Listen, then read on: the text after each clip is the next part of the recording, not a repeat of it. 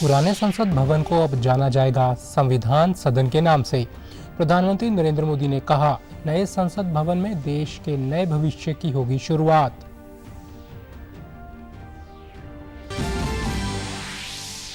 संसद के विशेष सत्र के दौरान आज लोकसभा में केंद्रीय कानून मंत्री ने नारी वंदन शक्ति विधेयक किया पेश। पीएम ने कहा, महिला सशक्तिकरण के लिए यह एक ऐतिहासिक कदम। देश भर में आज मनाया जा रहा है गणेश चतुर्थी का उत्सव। राष्ट्रपति, प्रधानमंत्री, राज्यपाल और मुख्यमंत्री ने दी देशवासियों को शुभकामनाएं।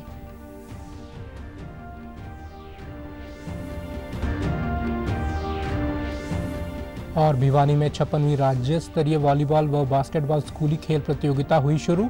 प्रदेश भर में करीब 1400 खिलाड़ी अंडर 14, अंडर 17 व अंडर 19 आयु वर्ग में दिखाएंगे अपनी प्रतिभा।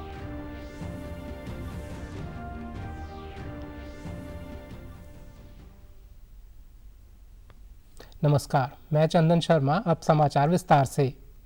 संसद के विशेष सत्र का आज दूसरा दिन है और सत्र की आज की कार्यवाही नए संसद भवन में शुरू हुई। नए संसद भवन में कार्यवाही स्थानांतरित करने से पहले आज सभी सांसद पुराने संसद भवन के प्रांगण में ग्रुप फोटोग्राफ के लिए एकत्र हुए। इस मौके पर उपराष्ट्रपति जगदीप धनखड़ ने कहा कि नया संसद भवन भारत की समृद्ध सांस्कृतिक विविधता का प्रतिबिंब है तथा राष्ट्रीय गर्व, एकता और पहचान का प्रतीक है। वहीं इस अवसर पर प्रधानमंत्री नरेंद्र मोदी ने कहा कि आज देश नए संसद भवन में नए भविष्य की शुरुआत की और बढ़ रहा है। उन्होंने कहा कि आज हम नए संसद भवन में विकसित भारत को संकल्प को पूरा करने के लिए जा रहे हैं। उन्होंने कहा कि जब हम नए संसद भवन की ओर जा रहे हैं तो हमें पुराने संसद भवन की गरिमा को नीचे नहीं जाने देना चाहिए। पीएम ने घोषणा की कि पुराना संसद भवन संविधान सदन के नाम से जाना जाएगा। As we stand on the threshold of adding a new chapter to the annals of our parliamentary democracy, I congratulate you all on our phenomenal rise. We all are indeed privileged to be witnessing this history in the making as we bid adieu to this magnificent parliament building which houses both the chambers of our parliament and this imposing central hall and move to the new one. आदरणीय बंधुगण, आदरणीय उपराष्ट्रपति जी, आदरणीय speaker महोदय, आज हम यहां से विदाई लेकर के नए भवन में जा रहे हैं। संसद के नए भवन में बैठने वाले हैं कि अब हम जब नए सदन में जा रहे हैं तब इसकी गरिमा कभी भी कम नहीं होनी चाहिए।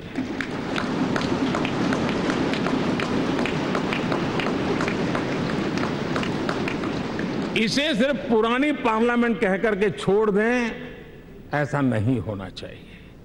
और इसलिए मेरी प्रार्थना है कि भविष्य में अगर आप सहमति दे दोनों महानुभाव, तो इसको संविधान सदन के रूप में जाना जाए।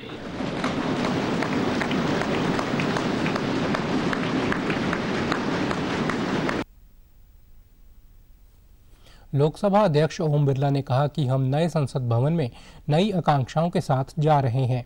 उन्होंने कहा कि जनता को सांसदों से काफी अपेक्षाएं हैं और उन आशाओं और आकांक्षाओं को पूरा करना हमारी जिम्मेदारी हो जाती है। नई आकांक्षाओं, नई अपेक्षाओं और नई उम्मीद, नई उमंग के साथ होगा, मेरी ऐसी आशा है। आज इस अवसर पर उन सब स्वतंत्रता सेनानियों को भी नमन करता हूं जिन्होंने हमारे भविष्य के लिए, हमारे कल के लिए अपना वर्तमान बलिदान कर दिया। मैं आज उन महान नेताओं को भी नमन करता हूं जिन्होंने इस केंद्रीय कक्ष में दुनिया का सबसे बड़ा संविधान निर्माण में अपना अमूल्य योगदान दिया। संसदीय कार्य मंत्री प्रहलाद जोशी ने कहा कि नया भवन नए और उभरते भारत का प्रतीक है। इससे 2047 तक भारत को विकसित राष्ट्र बनाने का मार्ग प्रशस्त होगा। लोकसभा में कांग्रेस के नेता अधीर रंजन चौधरी ने कहा कि भारत के युवाओं को देश के आर्थिक विकास में योगदान करने के योग्य बनाना आवश्यक है।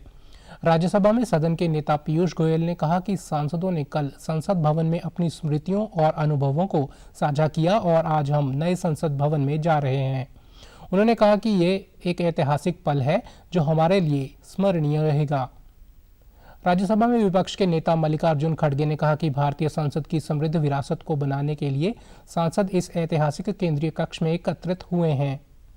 उन्होंने कहा कि यही केंद्रीय कक्ष है जहां संविधान सभा ने 1946 से 1949 तक अपनी बैठकें की।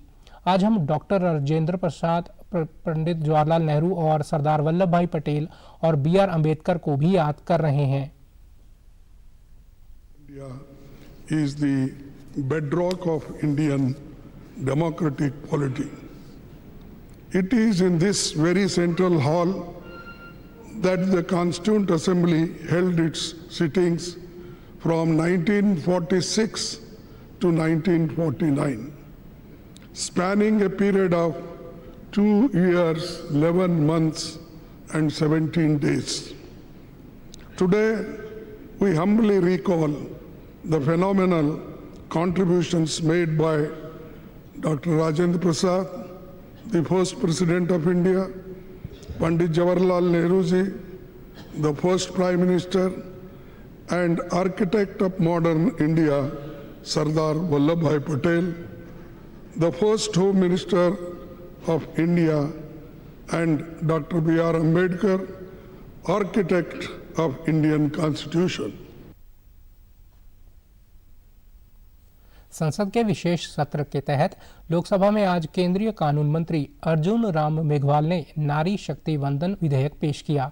अर्जुन राम मेघवाल ने कहा कि यह बिल महिला सशक्तिकरण के संबंध में है।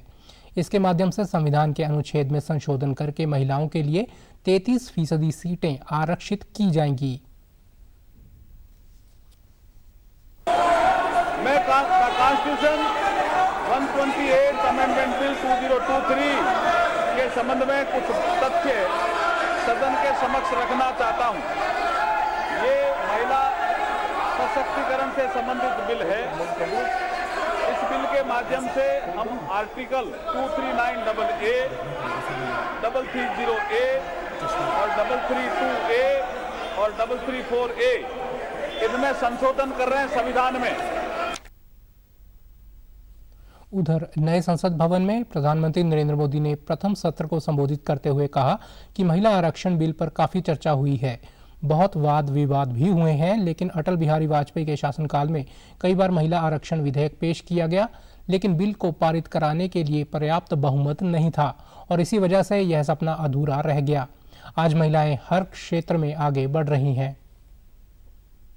डेवलपमेंट के अपने संकल्प को आगे बढ़ाते हुए हमारी सरकार आज एक प्रमुख संविधान संशोधन विधेयक प्रस्तुत कर रही है। इस विधेयक का लक्ष्य लोकसभा और विधानसभाओं में महिलाओं की भागीदारी का विस्तार करने का है। नारी शक्ति वंदन अधिनियम, इसके माध्यम से हमारा लोकतंत्र और मजबूत होगा। मैं देश की माताओं, बहनों, बेटियों को नारी शक्ति वंदन अधिनियम के लिए बहुत बहुत बधाई दूंगा। ईश्वर ने ऐसे कई पवित्र काम के लिए मुझे चुना है। एक बार फिर हमारी सरकार ने इस दिशा में कदम बढ़ाया है। कल ही कैबिनेट में महिला आरक्षण वाला जो विधेयक है उसको मंजूरी दी गई है। 19 सितंबर की ये तारीख इसीलिए इतिहास में अमरत्व को प्राप्त करने जा रहे हैं। देश भर में आज गणेश चतुर्थी का त्योहार श्रद्धा और उल्लास के साथ मनाया जा रहा है। यह दिन ज्ञान, समृद्धि और सौभाग्य के प्रतीक भगवान गणेश के जन्मोत्सव के रूप में मनाया जाता है। लोग अपने घर में मिट्टी से बनी भगवान गणेश की प्रतिमाएं स्थापित करते हैं और 10 दिन तक चलने वाले उत्सव के दौरान उनकी पूजा करते हैं। गणेश चतुर्थी महाराष्ट्र का एक प्रमुख पर्व है, जहां लोग इसे उल्लास के साथ मनाते हैं। राष्ट्रपति द्रौपदी मुर्मू ने गणेश चतुर्थी के अवसर पर देशवासियों को शुभकामनाएं दी हैं। राष्ट्रपति ने अपने संदेश में कहा कि गणेश चतुर्थी उत्साह और खुशी का त्यौहार है, जो मिलकर काम करने का संदेश देता है। उन्होंने कामना की कि भगवान श्री गणेश लोगों के बाधाओं को दूर करने में मदद करेंगे, ताकि प्रत्येक व्यक्ति विकसित राष्ट्र के निर्माण में भरपूर योगदान कर सके। प्रधानमंत्री नरेंद्र मोदी ने गणेश चतुर्थी के अवसर पर देशवासियों को शुभकामनाएं दी हैं। सोशल मीडिया प्लेटफॉर्म एक्स पर अपने संदेश में पीएम ने सभी के जीवन में सौभाग्य, सफलता और समृद्धि की कामना की। राज्यपाल बंडारू दत्तात्रेय ने गणेश चतुर्थी की सभी प्रदेशवासियों को शुभकामनाएं दी। राज्यपाल ने अपने हैदराबाद दौरे के अंतर्गत आज गणेश चतुर्थी पर आयोजित एक कार्यक्रम में शिरकत की। इस मौके पर उन्होंने भगवान गणेश की पूजा अर्चना की। वहीं मुख्यमंत्री मनोहर लाल ने भी सभी को गणेश चतुर्थी की बधाई देते हुए अपने संदेश में कहा कि शुभकर्ता, विघ्नहर्ता, सिद्धि विनायक भगवान श्री गणेश जी के जन्मोत्सव पर्व पर गणेश चतुर्थी की समस्त देशवासियों को अनंत शुभकामनाएं। गणपति सबके जीवन में मंगल करें तथा सभी को अपार सुख व समृद्धि प्रदान करें, ऐसी कामना करता हूं। कैथल जिले में गणेश चतुर्थी का उत्सव श्रद्धा के साथ मनाया गया। श्रद्धालुओं ने मंदिरों, घरों और सार्वजनिक स्थलों पर गणपति की प्रतिमा को पूजा अर्चना के साथ स्थापित किया। जिले के सराफा बाजार में महाराष्ट्र के कारीगरों और श्रद्धालुओं ने 27वां गणेश महोत्सव को धूमधाम से मनाने की तैयारियां की हैं। इस अवसर पर पंडितों ने कहा कि हिंदू धर्म में भगवान गणपति जी महाराज की पूजा का विशेष महत्व माना गया है। देवी देवताओं ने भी भगवान गणेश को सर्वप्रथम पूजने को अति शुभ और मंगलकारी माना है। इसलिए श्रद्धालु हर शुभ काम से पूर्व भगवान गणपति की पूजा अर्चना करते हैं, ताकि उनके कार्य में कोई बाधा उत्पन्न ना हो। बहुत उत्सुकता होती है और हर साल साईं मंदिर में ये प्रोग्राम 10 के 10 दिन बड़े धूमधाम से और ढोल धमाके के साथ मनाया जाता है। भगवान गणेश की मूर्ति स्थापित किया जाता है और 10वें दिन भगवान गणेश जी का विसर्जन बड़े धूमधाम से और ढोल धमाके के साथ यहाँ से शोभा यात्रा निकाली जाती है और बड़े ही उत्साह से ये उत्सव मनाया जाता है। 25-30 सालों से बड़े धूमधाम से मनाया जाता है, जिसके अंतर्गत हर एक प्रकार की समितियाँ, गली मोहल्ले, घर में सभी लोग गणपति का विराजमान कराते हैं। और आज से लगभग 10 दिन तक भगवान को पूजा पाठ, सुबह शाम आरती पूजा करेंगे, प्रसाद भोग रहेंगे उनको और फिर विसर्जन करेंगे। मैं शहरवासियों से यही कहूँगा कि आपको गणपति जी का बहुत बहुत शुभकामनाएँ और भगवान गणेश जी का आपका सदा सभी काम में आगे रहे। उनको आप पूजा पाठ कीजिए, सुबह शाम दिन रात जैसा कुछ है, उनको मोटे लड्डू का भोग लगाइए। वहीं श्रद्धालुओं ने कहा कि भगवान गणपति की पूजा अर्चना करने से उनकी सभी मनोकामनाएं पूर्ण होती हैं। इसके अंदर आज गणेश चतुर्थी का उत्सव मनाया जाता है। इस दिन गणेश जी को स्थापित किया जाता है अपने घरों में, सब जगह, और बड़े धूमधाम से लोग इस गणेश महोत्सव को मनाते हैं। पूरे 9 दिन सुबह और शाम गणेश जी की आरती करते हैं, साथ में प्रसाद बांटते हैं और 9वें दिन गणेश जी का विसर्जन पूरे धूमधाम से नाचते घूमते सभी मिलजुल कर पूरा उत्सव को खुशियां मना के हम लोग विसर्जन करते हैं इस दिन का।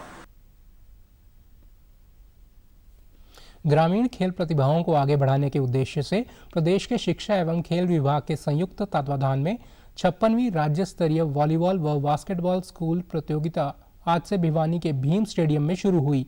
2 दिवसीय इस प्रतियोगिता में प्रदेश भर के करीब 1400 से अधिक खिलाड़ी हिस्सा ले रहे हैं। इनमें अंडर 14, अंडर 17, अंडर 19 आयु वर्ग के खिलाड़ी अपनी खेल प्रतिभा का जौहर दिखा रहे हैं।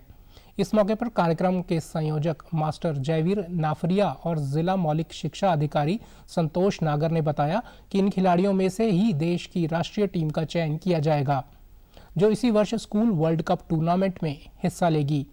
यहाँ आने वाले खिलाड़ियों के लिए समुचित खान-पान, ठहरने व पहली से लेकर 12वीं तक के जो बच्चे हमारे पास पढ़ने के लिए आते हैं, उनमें अलग अलग तरह की प्रतिभाएं छुपी होती हैं।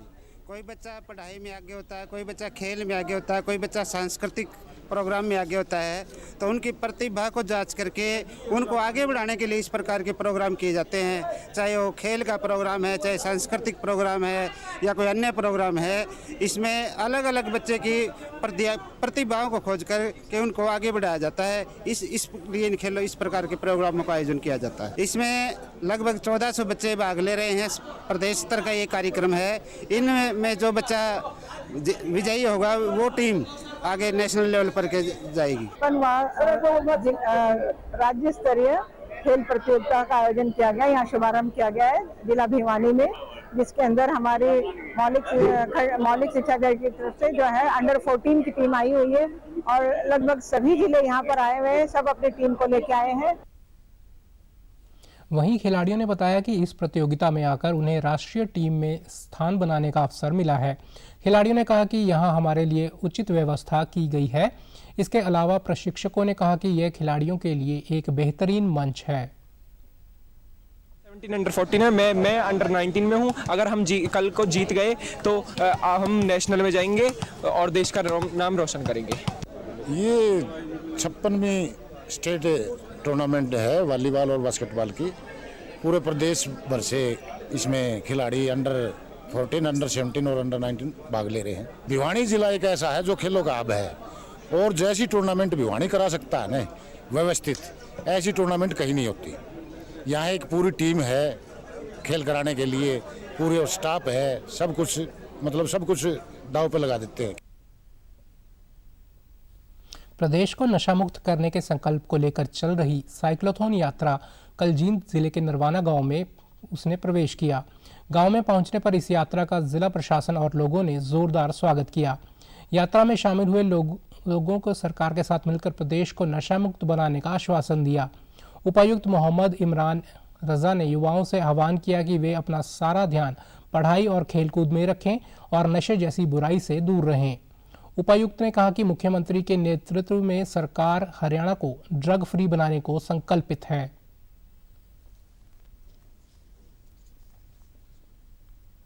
अपने साथ ये साइकिल रैली जो है ये बहुत ही पावरफुल मैसेज लेके आई है, say no to drugs free Haryana.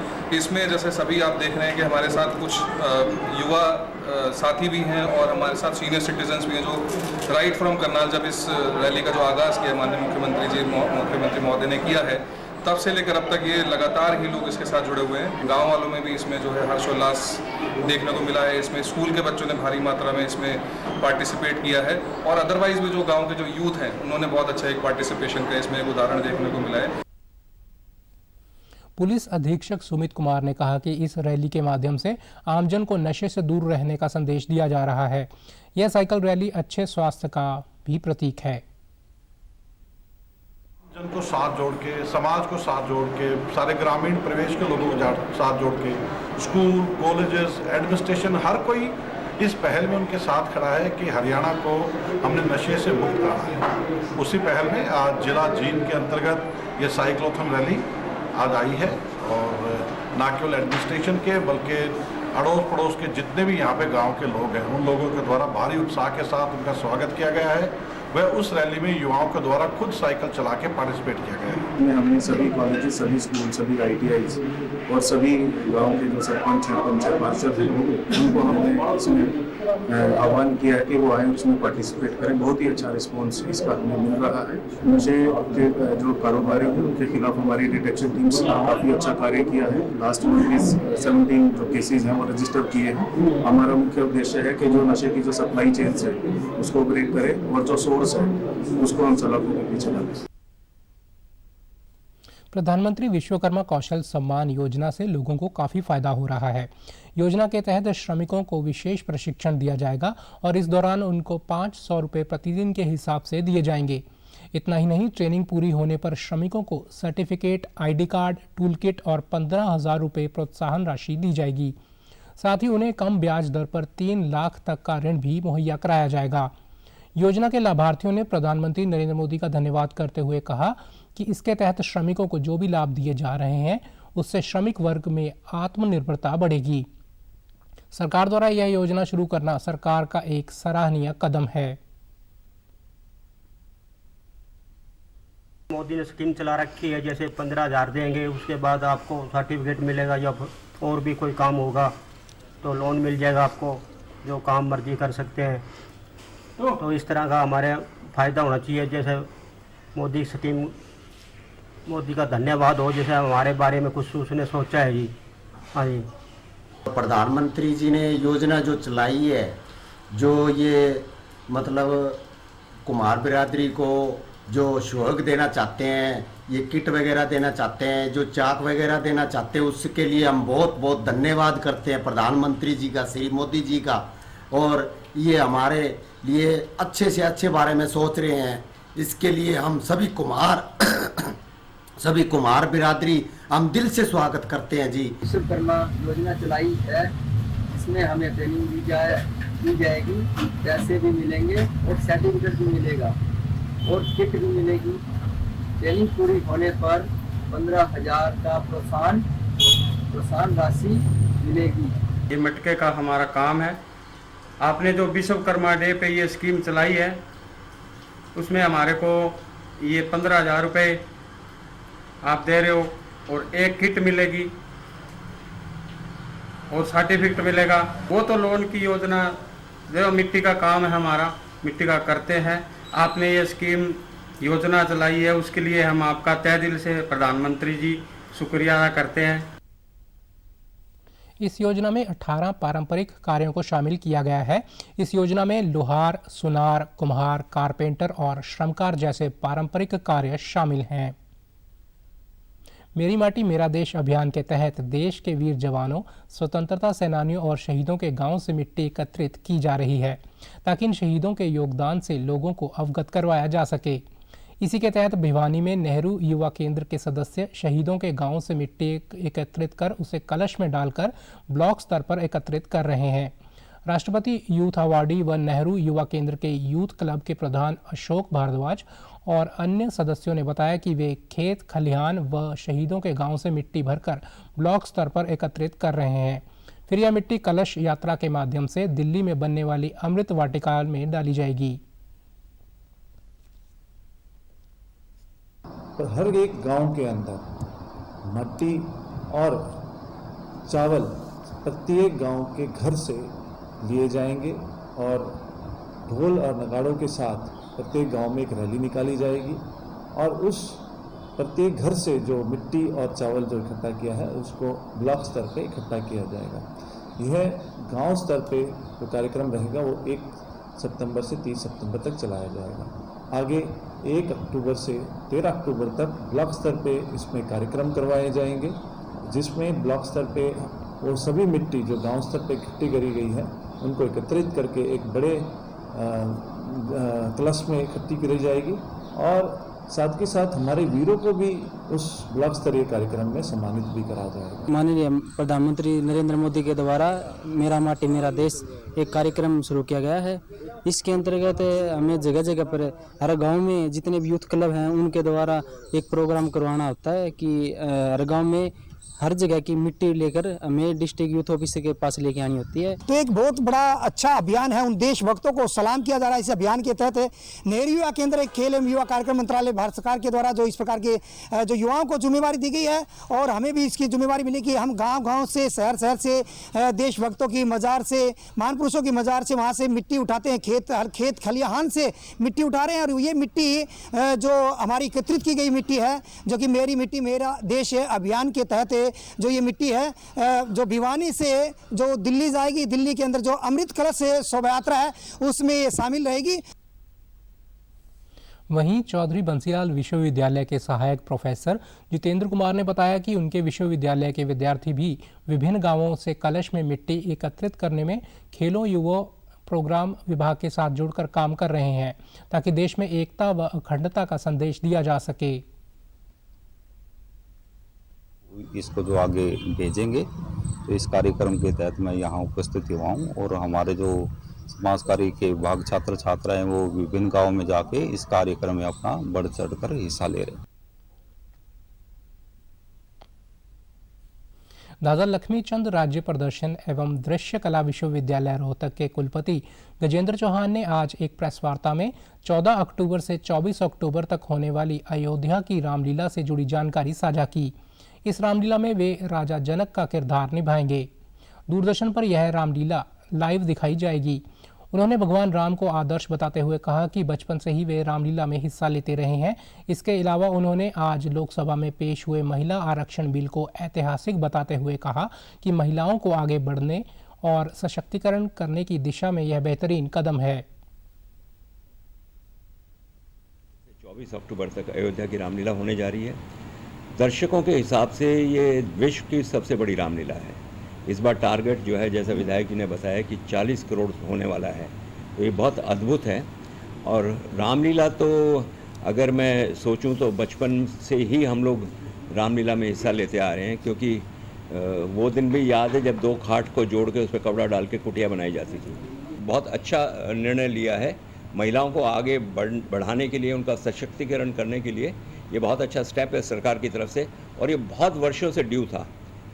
अगर पार्लियामेंट के अंदर भी 50% महिला आएंगी, जैसा कि 33% का उन्होंने घोषणा की है, तो 33% भी एक अच्छा बड़ा नंबर होगा। वहीं दिल्ली से भाजपा के पूर्व विधायक सत्यप्रकाश राणा ने बताया कि अयोध्या की रामलीला की शुरुआत वर्ष 2020 में कोरोना महामारी के समय हुई थी। इस बार रामलीला को 40 करोड़ लोगों तक पहुंचाने का लक्ष्य है। तब हमने रामलीला की शुरुआत की थी और तब दूरदर्शन ने हमारा साथ दिया और हमारी रामलीला को लाइव करके पूरे देश को दिखाया। 2020, 2021, 2022 और अब 2023 पिछले साल करीब 25-26 करोड़ लोगों ने हमारी रामलीला को दूरदर्शन के माध्यम से देखा और इस बार हमारा टारगेट है कि 40 करोड़ से अधिक लोग रामलीला देखें। इसलिए हम आप लोगों के बीच में आए हैं। आप लोगों का भी सहयोग मिलेगा। आप जनता की आवाज़ हैं और इस क्षेत्र के लोगों को भी जानकारी मिले अयोध्या की रामलीला के बारे में। बहुत अच्छी रामलीला का मंचन हम करने का प्रयास करते हैं और इस बार भी बहुत अच्छी रामलीला होगी। राष्ट्रपति द्रौपदी मुर्मू कल नई दिल्ली में एशिया प्रशांत क्षेत्र के राष्ट्रीय मानवाधिकार संस्थानों के सम्मेलन का उद्घाटन करेंगी। 2 दिन का यह सम्मेलन मानवाधिकारों की सार्वभौम घोषणा की 75वीं वर्षगांठ और राष्ट्रीय मानवाधिकार संस्थानों तथा पेरिस नियमों के 30 साल पूरे होने के सिलसिले में आयोजित किया जा रहा है। सम्मेलन के दौरान पर्यावरण और जलवायु परिवर्तन से संबंधित उपविषय पर भी चर्चा की जाएगी। इसके अतिरिक्त राष्ट्रीय मानवाधिकार आयोग व्यवसाय और मानवाधिकार पर एक सेमिनार का आयोजन करेगा।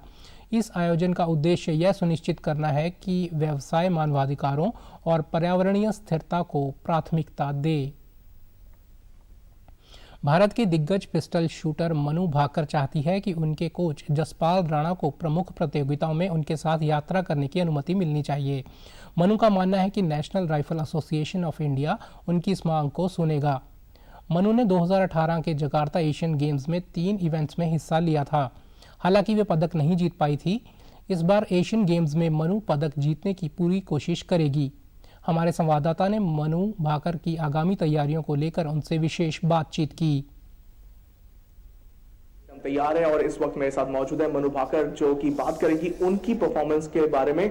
और मनु, सबसे पहले तो ये बताइए, सेकंड एशियन गेम्स है, पिछले एशियन गेम्स से बहुत कुछ आपने सीखा। इस एशियन गेम्स से हम एक्सपेक्ट कर सकते हैं कुछ बड़ा धमाका आपसे? मेरा दूसरा एशियन गेम्स है और मैं बहुत ही एक्साइटेड हूँ। पिछले वाले एशियन गेम्स में मेरी सारी पोजीशंस 4th, 5th और 6th रही थी, जो बहुत ही हार्ड ब्रेकिंग था। बट दिस टाइम अराउंड मैं ज़्यादा फोकस डालूंगी अपना मेरे प्रोसेस पे, मेरी टेक्निक और मेरी एबिलिटी टू परफॉर्म। तो की फोकस वही रहेगा एंड बाकी भगवान भरोसे। 25 मीटर में इस बार आपका परफॉर्मेंस है और बहुत टफ कंपटीशन होने वाला है इस बार। जी बिल्कुल। आपके साथ जसपाल सर ट्रेन करते हैं, उनका कितना इम्पैक्ट रहा है आपको शेप करने में, इस एशियन गेम्स के लिए तैयार करने में? आई थिंक उनके साथ मैं बहुत सालों से काम कर रही थी और बीच में थोड़ा रफ पैच था, बट सब कुछ मैं तैयार हूँ साइड में रखने के लिए अगर मुझे पता है कि मेरी बेस्ट परफॉर्मेंस उनके साथ आ सकती है। तो मैंने यही रिक्वेस्ट बहुत सारे लोगों को भी की, including the federation and the president. So वो टीम का हिस्सा है नहीं अभी, बट आई बिलीव कि कुछ पॉजिटिव स्टेप्स लिए जाएंगे, कुछ पॉजिटिव खबर आएगी।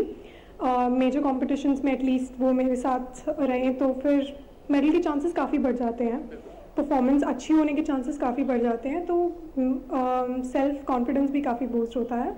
आई थिंक उनको मेरा तरीका पता है, उन्होंने ही मुझे बचपन से सिखाया है शूटिंग कैसे करना है, इवन लोगों से बात कैसे करना है, क्या आंसर्स देने हैं आप लोगों से भी। तो I think mentally also and technically also काफ़ी इफेक्ट पड़ता है। मनु भाकर से हम एक्सपेक्ट कर रहे हैं एशियन गेम्स में धमाल के साथ साथ ओलंपिक्स में भी धमाल की। शुक्रिया। जब एक्सपेक्टेशंस लोगों की आती हैं, जब मुझे कहते हैं कि दीदी आप वहाँ जा रहे हो गोल्ड ही जीत के आना, या फिर आप वहाँ जा रहे हो अच्छा करके आना, मेडल लेकर आना घर पे, बहुत अच्छा लगता है क्योंकि लोग हमें जानते हैं, लोग हमसे उम्मीद करते हैं, लोगों ने हमें देखा है मेडल जीतते हुए, जिसकी वजह से वो हमसे उम्मीद करते हैं कि हम आगे भी कुछ बड़ा करेंगे, आगे भी कुछ अच्छा करेंगे। और मैं चाहती हूँ कि वो चीज़ कायम रहे और जितनी मेरी एबिलिटी है मैं उसमें बेस्ट परफॉर्म करना चाहती हूँ। बट मेडल के बारे में हम ज़्यादा नहीं सोचते हैं। शूटिंग में हमको शुरू से एक चीज़ सिखाई गई है कि जितना ज़्यादा अपने ऊपर फोकस करोगे, जितना ज़्यादा अपने प्रोसेस पे ध्यान दोगे, उतना ही बेस्ट होगा आपकी परफॉर्मेंस के लिए। और उसके मतलब प्रोसेस जब अच्छा होता है तो डेफिनेटली मेडल तो आ ही जाता है। प्रोसेस जब अच्छा होता है तो मेडल जरूर आ जाता है और मनु भाकर की कोशिश यही है कि इस बार भी जो प्रोसेस है वो एकदम परफेक्ट रहे और बुल्स आई हिट करने में वो कामयाब रहे। समाचारों में आज इतना ही। नमस्कार।